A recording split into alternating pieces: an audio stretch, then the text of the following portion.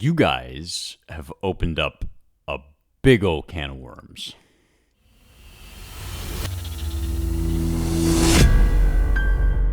All right, you've really done it now. Welcome back to Words, Words, Words. This is my occasional series that I do on Fridays. Tuesdays, we release our usual Young Heretics episodes, the classical education you never knew you were missing. It's an hour each week about some classic text or work from the Western canon that can help us think through modern problems. And then on Fridays, I like to reach out and talk to folks out in the world, do interviews, but I also like to take your questions about translation. I started doing this year because I was getting a bunch of questions about how to pick good translations, what translation even involves, and how to read books that were originally written in a different language. And I wanted a space to just kind of talk through some of that stuff with you because it's my pet obsession. It's one of my favorite things to think and talk about. And I now have, it turns out, a big old backlog of questions. You guys are really interested in this subject and you've got lots of stuff to ask, which is phenomenal. Please keep them coming.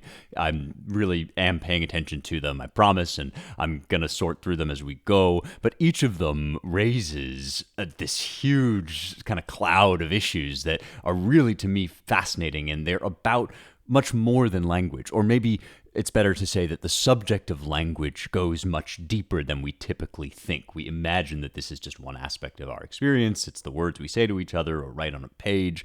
But actually, our linguistic nature as creatures goes much deeper into our bones and under the skin than we typically think. And so when we start to think about how to get behind the words that we say, underneath the particular syllables or sounds that we write and speak, and under into the underlying meaning, then we have to start thinking about really what's the nature of this whole human enterprise that we're doing. So it's an endlessly rich topic, and today I have a question that really opens up that set of issues yet again in a really profound way. So that's why I said that you guys have opened a can of worms. I don't know how many episodes I'm going to do on this particular question, but it's going to be a few because it really does raise not only a lot of the questions that we deal with in the Words, Words, Words series, but actually also a lot of interesting kind of connections here between what we're talking about on the main episodes right now, which is magic, and in particular,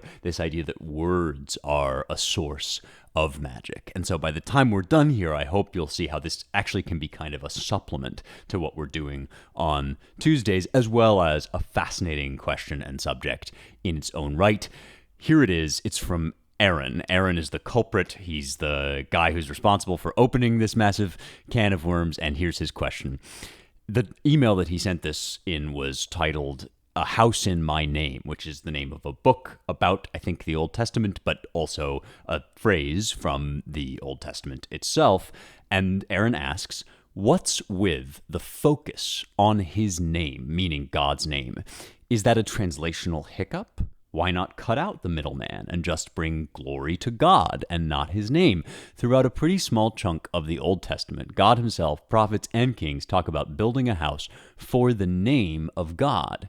And if you expand outside of that chunk, there's a lot of talk about miracles, plagues, battles won against overwhelming odds, and other phenomena being done in order to bring glory to the name of God. Yes, indeed, you are not wrong. You have noticed a real phenomenon. It's not a translational hiccup in the sense that this is a mistake. It really does say that in the original texts, but it is one of those things that can get lost in translation or lost even in the historical transition from culture to culture because we don't necessarily think of the name of someone in the same way that the biblical authors did, and figuring out why is going to take us on a real journey through ancient philosophy, through theology, and back up to the modern day. But first, while we're on the subject of ancient languages, reading ancient Greek, reading texts in the original, if you don't want to go through a translation but want to skip the middleman and just get a handle on these authors directly, you got to go to ancientlanguage.com/youngheretics. There are very, very few things that will enrich your life more than learning to speak one of these languages. You do not have to be a whiz kid. It doesn't have to be your forte. Ancient Language Institute will take you at whatever level you're already at, whether you're a beginner or intermediate, total novice, or kind of already feel like you're a pro. They've got course offerings for you in ancient Greek, Biblical Hebrew, Latin, and Anglo-Saxon. Their course offerings keep growing, so I always have to remember. But I think that's everything, which is a lot. And at ancientlanguage.com/youngheretics, you can sign up for their summer term. I believe there are still spots open, but registration ends on April 13th. So you got to sign up fast, and you're going to want to, because these really are incredible course offerings. They've got other stuff as well that you can check out there. And the secret magical incantation that you can only know if you listen to this podcast or if you're watching this on YouTube is that when you use the promo code Spencer, SPENCER, you will get 10% off your fee. So it's ancientlanguage.com/youngheretics to get started reading ancient texts in their original language without translation very quickly with the expert instruction of the Ancient Language Institute. Okay.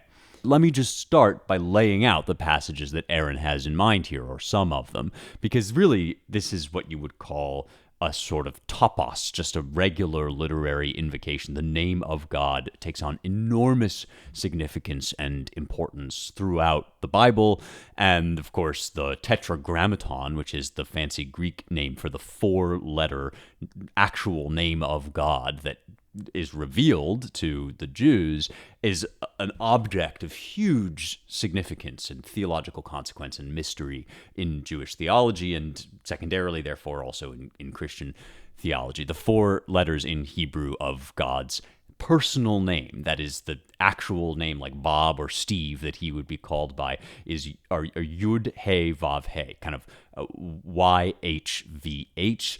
And because Hebrew words are written without vowels, and because this is a particularly special and secret name, we don't anymore, at least, know how this name is to be read aloud. And as a matter of reverence, when believing Jews, read from the Old Testament, that is to say their Bible, and they read it in Hebrew, they don't pronounce this name even when it is written. So you'll see those four consonants written, and those are the consonants that we Christians sometimes will use to say Jehovah, because that's basically a transliteration. But those vowels are the ones that we have made up and put in there. When Jews read that text, they will say, for example, Adonai, because pronouncing this name aloud is not only in some sense impossible, but forbidden. It's something so sacred that it can't be touched with the sound of the syllables.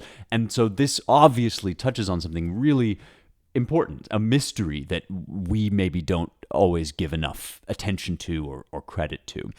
And so let's begin by just thinking about the context in which this phrase, the name of God, becomes especially important. Obviously, I've mentioned one already, when God reveals his name to the Jews. And this is special in the situation that the Jews are in. They're in, this ancient Near Eastern context, kind of Mesopotamia, what is now Iran, basically.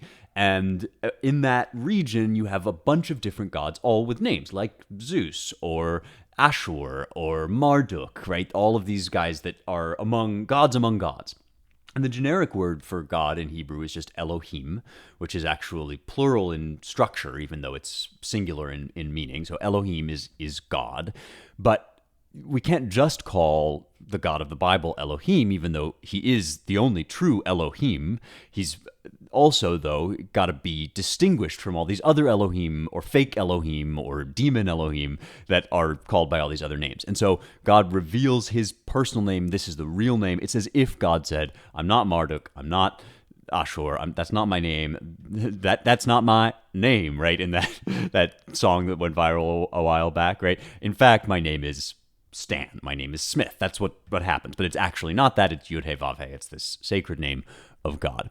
But that doesn't quite explain why in 2 Samuel we get this whole sort of rigmarole about building a temple to the name of God, which is what that phrase, a house in my name, means. So there's a back and forth between David and God. David and God are constantly in these sort of exchanges, and David wants to build God a house, And God says, no, I don't need a house like these other gods do. They have temples, they have these physical locations and these statues, but I am the living God and I am with you. I'm not any particular object. I'm not a bird of the air. I'm not a fish of the sea. I'm not within nature. I am encompassing nature. I created nature, and my presence goes with you all the time. So I will build you a house, and I will indeed raise up for you a son who will build a house. And so this is where this phrase comes from, that God is saying to David, you don't get to tell me where to live. I'll tell you when the time is right. And he says, when thy days are fulfilled, and thou shalt sleep with thy fathers, I will set up thy seed after thee, that shall proceed out of thy body, and I will establish his kingdom. He shall build a house for my name, and I will establish the throne of his kingdom forever. So in Hebrew, this is hu, he, yibneh, shall build, bayit, a house, li shemi, for my name, or to my name. And Jews and Christians will interpret or understand this verse slightly differently. In the story of the Jewish people and the history of the Hebrew Bible, the son who comes from David is Solomon, who does build the temple, the first temple, which will be razed and desecrated, and then the second temple will be erected in its place. And this becomes the object, the physical place, rather, the material location where the center of the world, the kind of center of gravity for the Jewish faith, will be located ever afterward. Even now, even after the second temple has been destroyed, that physical location has new significance in the nation state of Jerusalem. So that's one way of understanding what goes on here and thinking of the temple as a house to God's name. Christians will also say that the son who eventually comes from the loins of David, is raised up in the line of David, is Jesus, who is himself, in some sense, the house for God's name. That is, he is the incarnate God, the human person, the material body in whom God dwells among us. The word that the Gospel of John uses is skene, which is sort of like a tabernacle or even a tent or something like that. He eskenosin en heimin. He pitched his tent among us. So this is all very important, but it doesn't answer Aaron's question, which is why the name? Why is the name dwelling in the house and not the God himself, not the Godhead, not just God? Similarly, in 1 Chronicles 22, we get a sort of repetition of this story, and David says, the word of the Lord came to me, saying, thou hast shed blood abundantly, and hast made great wars. Thou shalt not build a house unto my name. Behold, a son shall be born to thee, who shall be a man of rest, and I will give him rest from his enemies, and his name shall be Solomon, and I will give peace and quiet unto Israel in his days. So I shouldn't say, of course, that Christians don't think Solomon is the person who builds the temple. That's clearly in the text. But we add on this kind of extra incarnational interpretation that also points forward, as Christians tend to believe that the events of the Hebrew Bible did happen, but also foreshadowed or typified what would come in Christ. Likewise, in the New Testament, when Christ does come, his name becomes really, really important. In John 14, Jesus himself says that whatever you ask in my name, ento onomati mu tuto poieso, I will do whatever you ask in my name. And we sometimes elide the in my name part, and we'll be like, yeah, God will give you anything you pray for. But no, actually, he'll give you anything you pray for in his name, which is, it seems like something kind of important to know what he's talking about. And we don't really. We think that, I mean, it can't just mean, right, that if you say the name of Jesus, like some kind of magic incantation, you'll get anything you ask for. Because then you could say Jesus the same way you could say abracadabra, and you could get, like, all sorts of terrible things. You could pray for the death of your enemies or whatever. Or, that doesn't seem to be what's going on here. And so if you want to pray and get your prayers answered, you would like to know very much what it means to pray ento onomatimu, in my name. And of course, the name of Jesus, though it is not a magical incantation that you can say like abracadabra, is a matter of grave importance. Philippians 2, right? God exalted him, theos auton huper upsosen, he brought him up, and ekaresato auto to onoma to huper pan onoma, the name above every name. He blessed him, he graced him with the gift of the name which was above every name. What's the big idea? And I'm going to add one more passage here before I start to explain this, and this is going to take us a while to get to the bottom of, if indeed getting to the bottom of it is what we're going to do. But I want to bring up one thing that you maybe haven't thought of in this context, even if you have read these passages before, and that is the Tower of Babel, Genesis 11.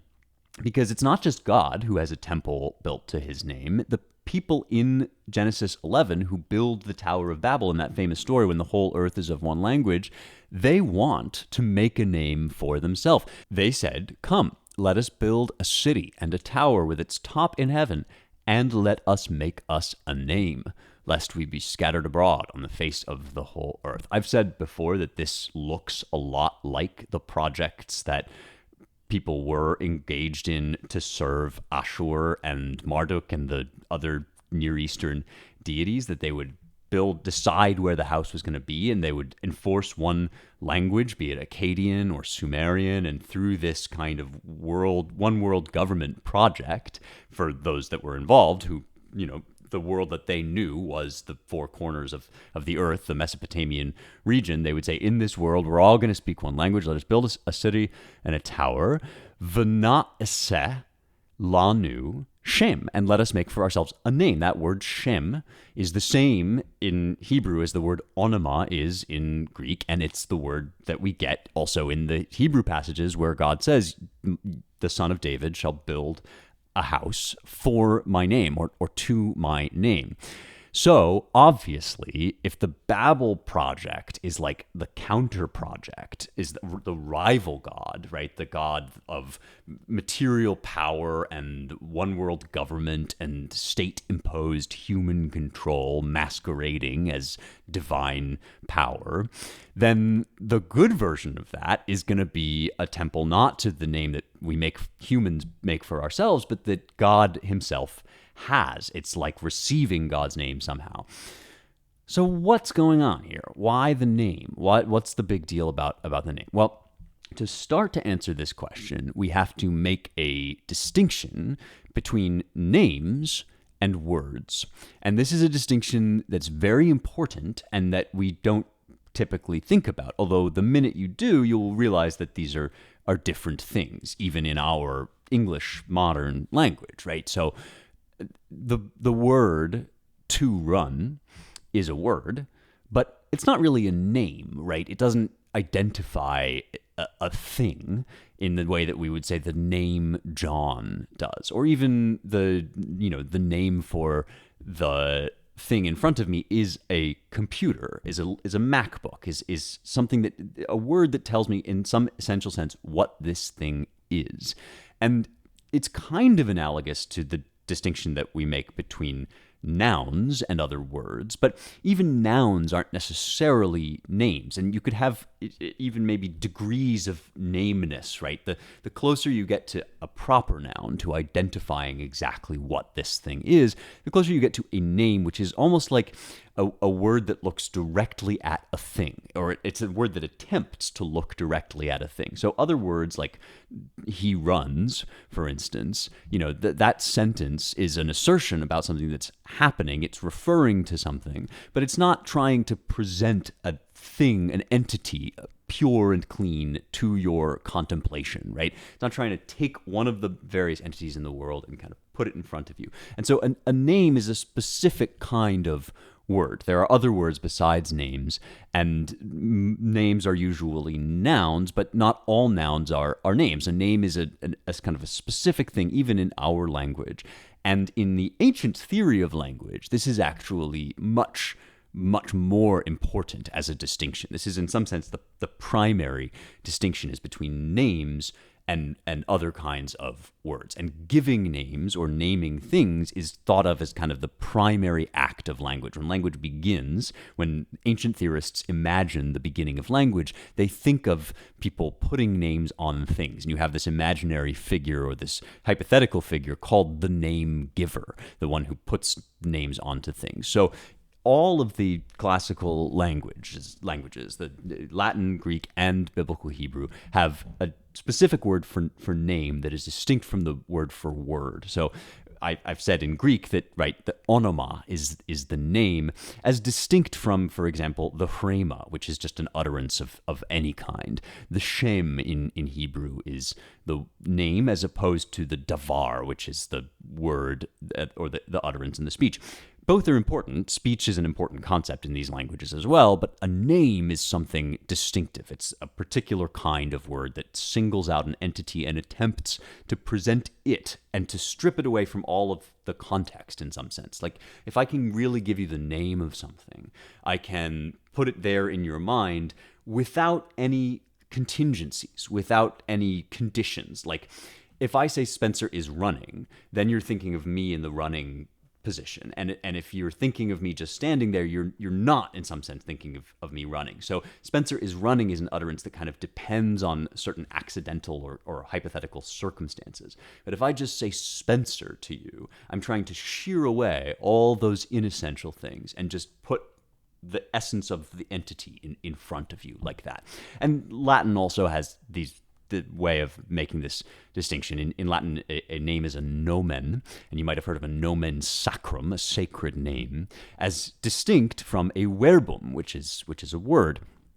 So, what we have to figure out is, what's the importance of a name as distinct from a word? And to do that, I would like to take you on a several weeks long journey through ancient philosophy. This is the sort of thing I suspect I've mentioned before. My pals at the Ralston College, they're doing this MA in the humanities, which looks really cool, and their theme is nature. I will drop a link to this in the show notes if you're interested in going to check it out. They do teach these texts. They teach you to read Greek on top of everything else, which is really cool. And then using that knowledge, you can go on to sort of study some of these texts in greater depth, certainly than we're able to do on the podcast, because it's awesome to be talking with you about these works, but you really got to kind of spend time with them and ruminate on them. That's what they do at the MA and the humanities. And when people ask me, like, where do I go for like non-woke, just straight instruction in classical texts in the Western canon, especially if you're looking to kind of continue on your education, or you feel like you didn't really get a handle on this as an undergraduate, that Ralston is an awesome resource to check out, and especially cool that they're teaching Greek.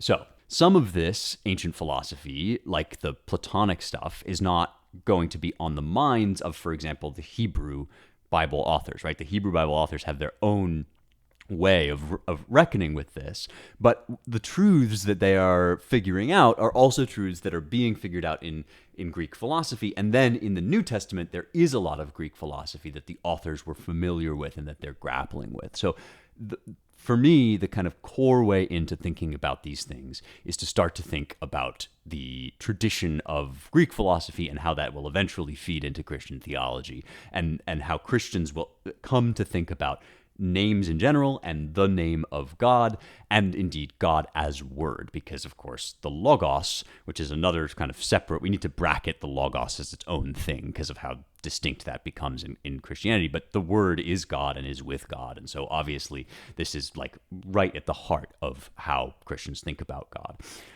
But names, as we've already indicated, right, are sort of special, and they're kind of the first thing that when ancient philosophers start to think about language, they first start to think about names as like the proto-example, the kind of example of what we do when we do language. And this isn't necessarily obvious, right? You could start from a different angle and say, well, what is a sentence, right? Or what is a letter or a syllable?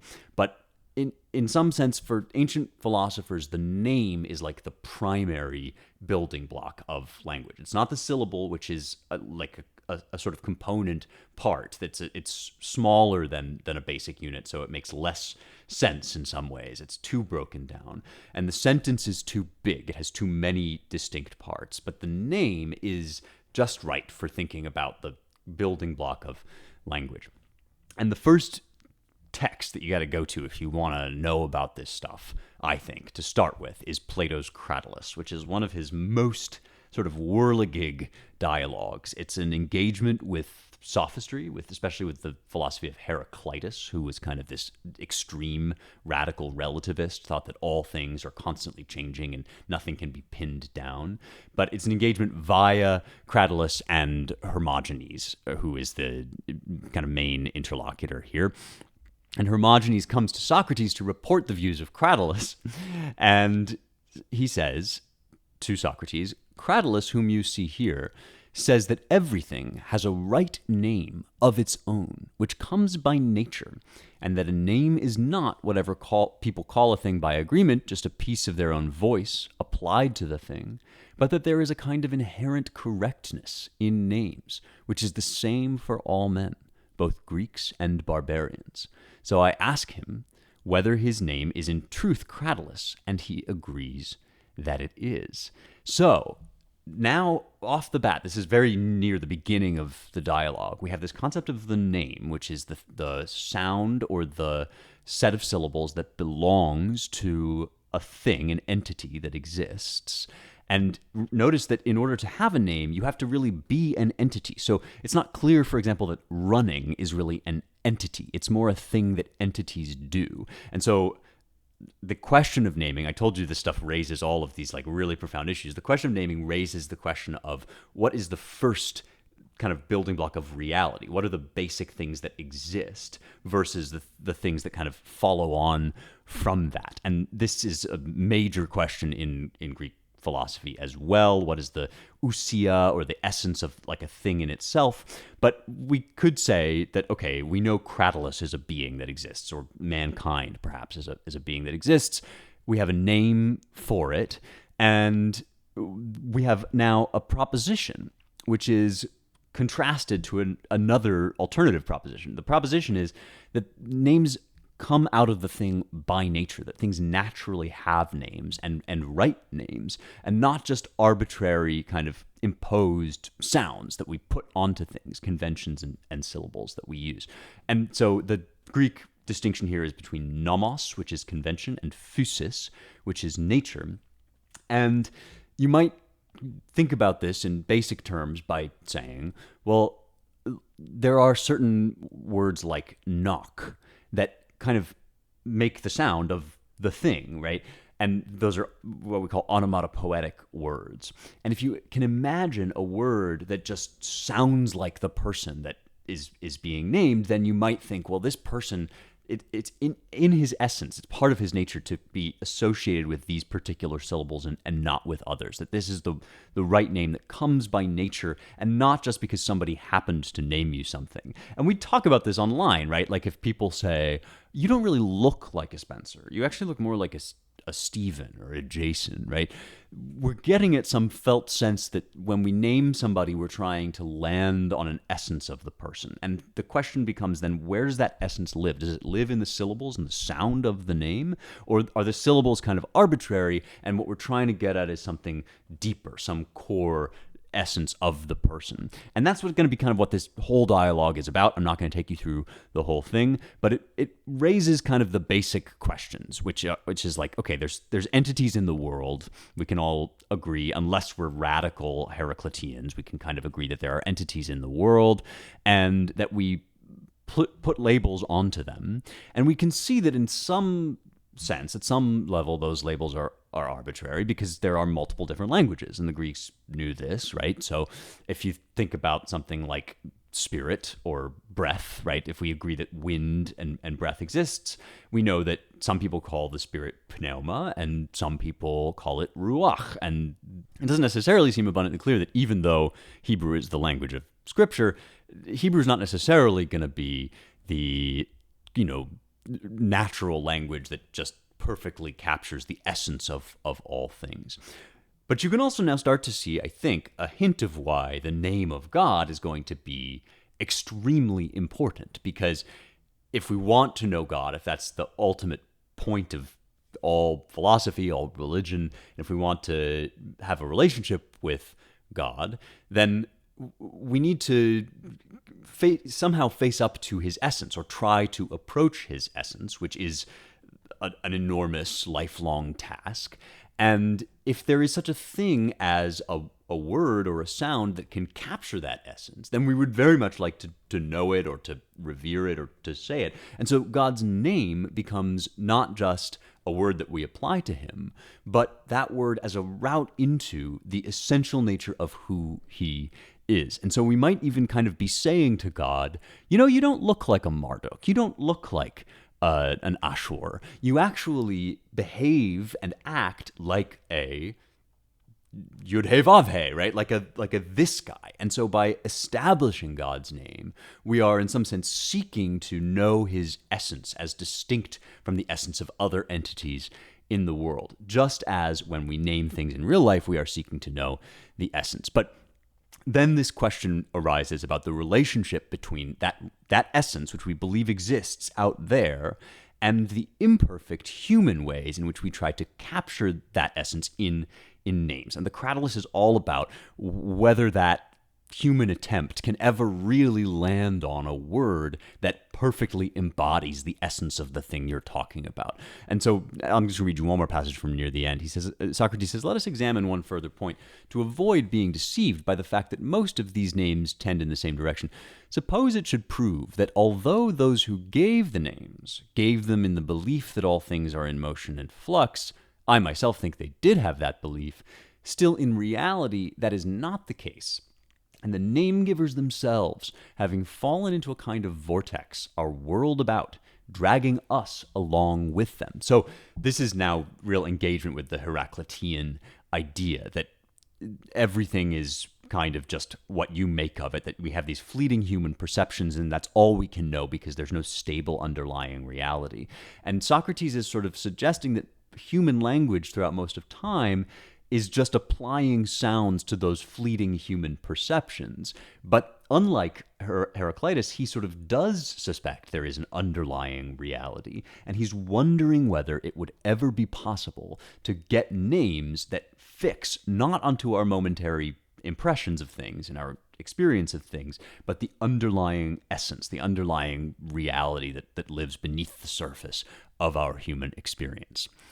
And that is the mystery, my friends, with which I am going to leave you, because there's lots more to say on this topic. I hope I've whetted your curiosity. We will go next week further down this road. We will go to Aristotle. We will talk about Aquinas. We will eventually be talking about magic, and ultimately, of course, about the name of God, to which we will return. But for now, I leave you with this, to ponder this question, whether it is possible in the sounds and symbols of human language ever to encapsulate the essence of the things that we discuss. That's where Socrates leaves us at the end of the dialogue. That's where I will leave you for now. If you like this show and you're interested in it, as I mentioned, we are doing 2 episodes a week, one on Tuesday, which is deeply related, as you will soon see, to all of this stuff about language that we're talking about.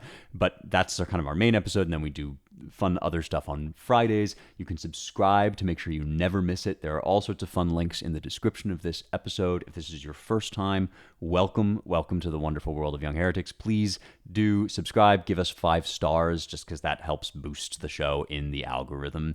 I do love reading your reviews, but it is also materially helpful to me if you can give 5 stars, just because that bumps the show up in people's feeds and all that stuff. And don't forget to, share, rate, all that stuff. I will see you next week for more truth, beauty, and the stuff that matters.